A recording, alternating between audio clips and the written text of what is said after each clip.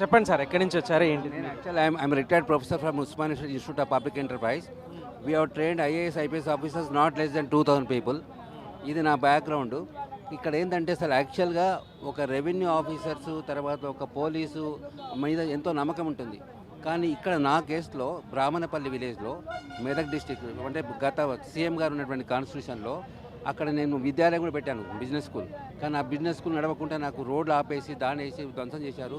అదే రాజకీయ నాయకుల వాళ్ళ పాఠశాలలు కాలేజీలు బాగా నడుస్తున్నాయి. నేను ఒక ప్రొఫెసర్గా ఉండి నేను 10-15 బుక్స్ రాశాను. ఎంతోమంది ఐఏఎస్ ఆఫీసర్స్ ట్రైన్ చేశాను, ట్రేడ్ యూనియన్ లీడర్ చేశాను. సింగరేణి కంపెనీకి నేను రీస్ట్రక్చరింగ్ చేసి స్ట్రైక్ నేను సంస్థం చేశాను. కానీ నాకేందంటే నా యొక్క కాలేజ్ను దారి లేదని చెప్పేసి అప్లికేషన్ లేకుండా చేసినారు. తర్వాత నాకు నా యొక్క ల్యాండ్ నేను 2000లోకి తీసుకున్నానండి. తీసుకున్నప్పుడు నాకు ముటేషన్ అయింది, రిజిస్ట్రేషన్ అయింది, అన్నీ ఉన్నాయి. తర్వాత అప్పుడు ఉన్నటువంటి అక్కడ శ్రీదేవి గారు ఏం చేశారంటే ఎంఆర్ఓ దాన్ని పెన్సిల్తోని సీలింగ్ అని రాశారండి. పెన్సిల్తో సీలింగ్ అని రాశారు. ఈ విధంగా ఉంటుంది. అంటే ఇంకోటి ఏంటంటే నాకు ముటేషన్ అయింది, రిజిస్ట్రేషన్ అయింది. తర్వాత నాకు పాత పాస్బుక్ కూడా ఇచ్చారు. 25 సంవత్సరాల నుంచి పొజిషన్లో ఉన్నాను.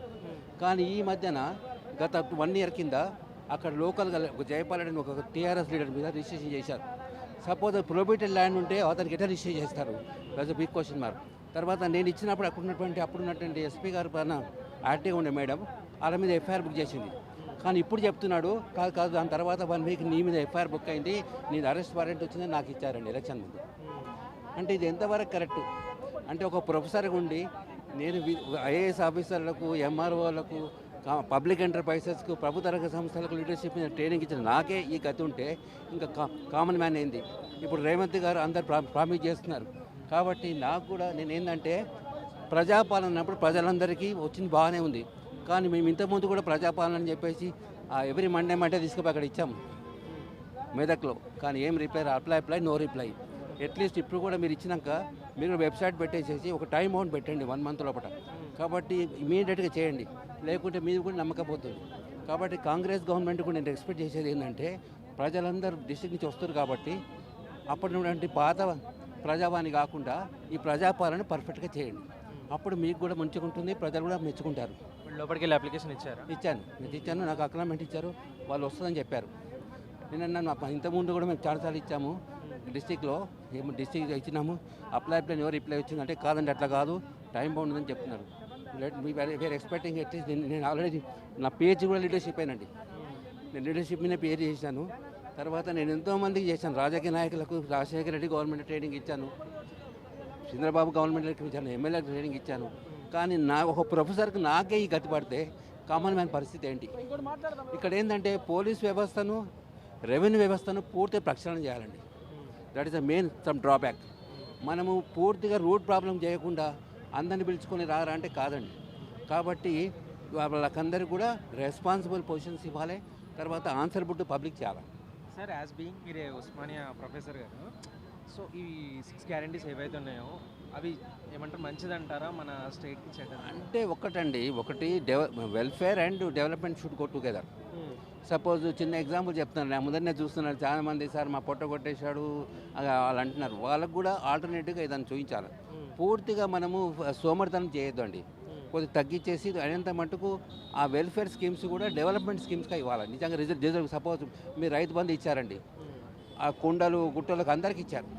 అట్లా కాకుండా నిజంగా ఎవరు చేస్తున్నారో వాళ్ళకే ఇవ్వండి. ఇన్కమ్ ట్యాక్స్ పాన్ కార్డ్ వాళ్ళకి ఇవ్వకండి, గవర్నమెంట్ సర్వెంట్స్కి ఇవ్వకండి, నిజంగా డిజర్వింగ్ వాళ్ళకి ఇవ్వండి. That is very important thing. అదేవిధంగా బస్సులో అందరు ఫ్రీ అండి, అందరు ఫ్రీ ఎందుకండి? లేడీస్ కూడా somebody already they working, job చేస్తున్నారు, వాళ్ళకి ఇంత 10,000 ఎంత తక్కువ లేకుండా 20,000 సాలరీ వస్తుంది. అగ్రికల్చర్ కూలి వాళ్ళకి ఇవ్వండి, తెల్ల కార్డు రేషన్ కార్డులకు ఇవ్వండి, అందరికి ఇవ్వకండి. అందరికి ఇచ్చేస్తే ఏమవుతుందంటే సోమరిపోతులు అవుతారండి. సో నేను చిన్నప్పుడు నా ఎగ్జాంపుల్ చెప్తానండి. మా తాతగారి దగ్గర పెరిగాను. మా తాత ఒకటి ఏం చెప్పాడు, గుళ్ళు కడితే అందరు బిచ్చగాలు అవుతారా, విద్యాలయం పెట్టుకున్నాడు. ఆయన కోరిక కోసం మళ్ళీ వచ్చి నేను కాలేజ్ పెట్టాను, డిగ్రీ కాలేజ్, పీజీ కాలేజ్. ఎందుకంటే మనం ఎందుకంటే ఫ్రీగా వస్తుందంటే అంత వేస్ట్ అయిపోతుందండి. నేను చూస్తున్నాను చాలామంది లేడీస్ అంతా ఎక్కడెక్కడనో పోతున్నారు, అక్కడ కూరగాయలు తక్కువ వస్తాయంటే బస్ ఎక్కి 100 కిలోమీటర్లు పోతున్నారు. అట్లా కాకుండా what you should is deserving people should get it definitely, but undeserving people should not get it. Me experience బట్టి కాంగ్రెస్ గవర్నమెంట్ ప్రజలకు హెల్ప్ చేస్తుంది నా ప్రజాపాలన అని పెట్టారు. సార్ ఇది ఇప్పుడు ప్రజాపాలన కాంగ్రెస్ కానీ ఏ గవర్నమెంట్ కాదండి, ఆ తపన ఉండాలి. As a leader, see what is happening as a leader, the power should not go to the head. The power go to the head, the loose there power. Because I did my PhD in leadership itself, I know that you take about any leader, whoever gets the power into their head, power will go off. మరి రేవంత్ రెడ్డి గారి గురించి చెప్పండి. No, Revanth Reddy గారు ఎందుకంటే he himself suffered. He suffered with the then government. So అతను కూడా ఏంటంటే కొద్దిగా మడి కట్టుకొని ఉండాలి. అంటే ఎక్కడ ఏ స్కామ్స్ లేకుండా అందరు రెస్పాన్సిబుల్ గవర్నమెంట్గా ఉండాలి. పబ్లిక్ ఏంటంటే అండి, మీరు ఎన్ని లక్షల కోట్లు ఇచ్చినా మీకు కోట్లు వేయరండి.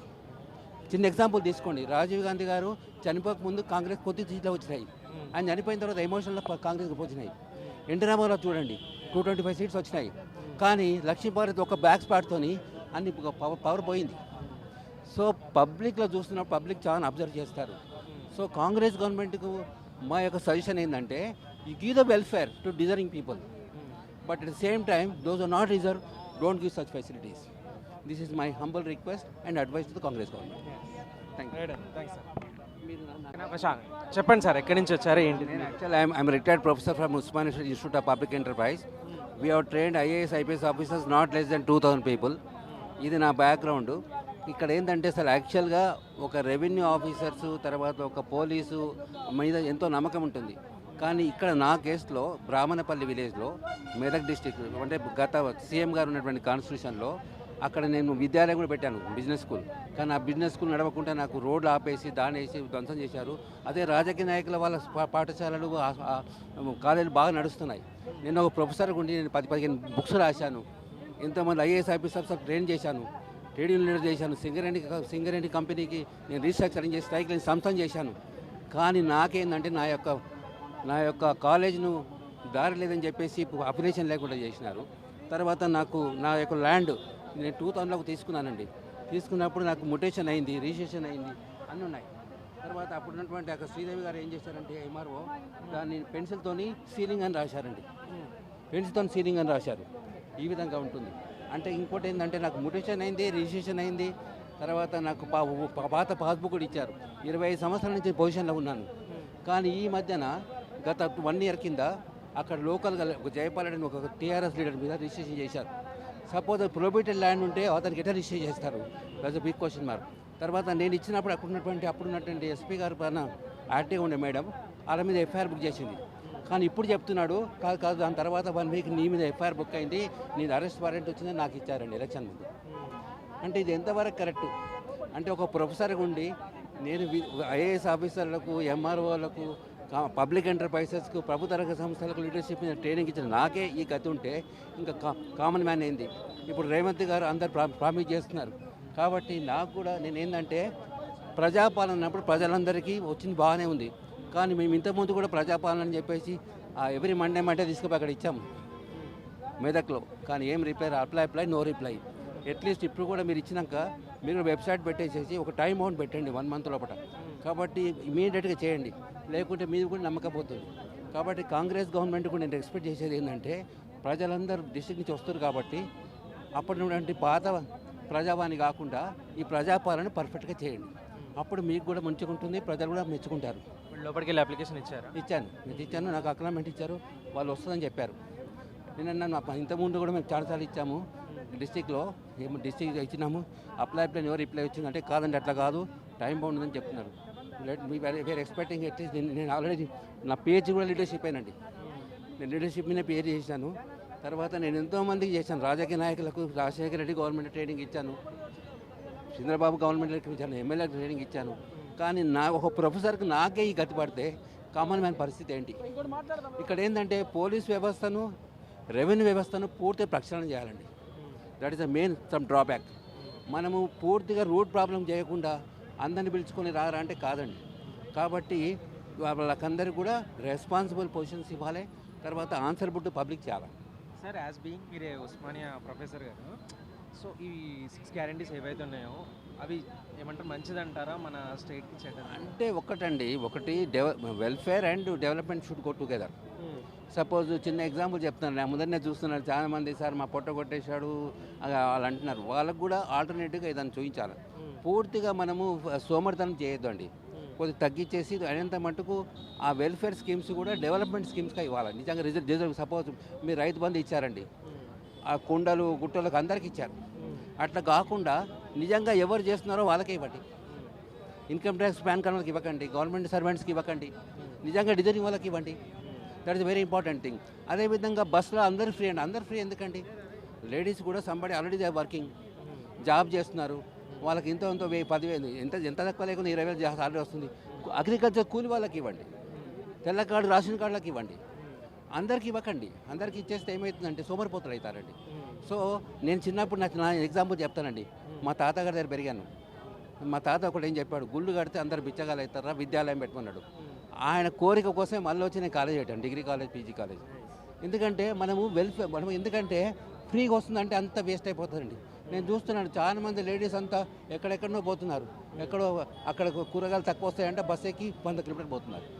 అట్లా కాకుండా what you should is deserving people should get it definitely, but undeserving people should not get it. Me experience బట్టి కాంగ్రెస్ గవర్నమెంట్ ప్రజలకు హెల్ప్ చేస్తుంది నా ప్రజాపాలన అని పెట్టారు సార్. ఇది ప్రజాపాలన కాంగ్రెస్ కానీ ఏ గవర్నమెంట్ కాదండి, ఆ తపన ఉండాలి. As a leader, see what is happening, as a leader the power should not go to the head. The power go to their head, they lose their power. Because I did my PhD in leadership itself, I know that you take about any leader, whoever gets the power into their head, power will go off. మరి రేవంత్ రెడ్డి గారి గురించి చెప్పండి. No, Revanth Reddy గారు ఎందుకంటే he himself suffered. He suffered with the then government. So అతను కూడా ఏంటంటే కొద్దిగా మడి కట్టుకొని ఉండాలి. అంటే ఎక్కడ ఏ స్కామ్స్ లేకుండా అందరు రెస్పాన్సిబుల్ గవర్నమెంట్గా ఉండాలి. పబ్లిక్ ఏంటంటే అండి, మీరు ఎన్ని లక్షల కోట్లు ఇచ్చినా మీకు కోట్లు వేయరండి.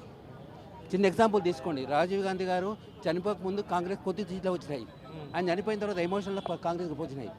ఎన్టీ రామారావు చూడండి 225 సీట్స్ వచ్చినాయి, కానీ లక్ష్మీభారత్ ఒక బ్యాక్ స్పాట్తోని అన్ని పవర్ పోయింది. సో పబ్లిక్లో చూస్తున్నప్పుడు పబ్లిక్ చాలా అబ్జర్వ్ చేస్తారు. సో కాంగ్రెస్ గవర్నమెంట్కు మా యొక్క సజెషన్ ఏంటంటే, you give the welfare to deserving people, but at the same time those are not reserve, don't give such facilities.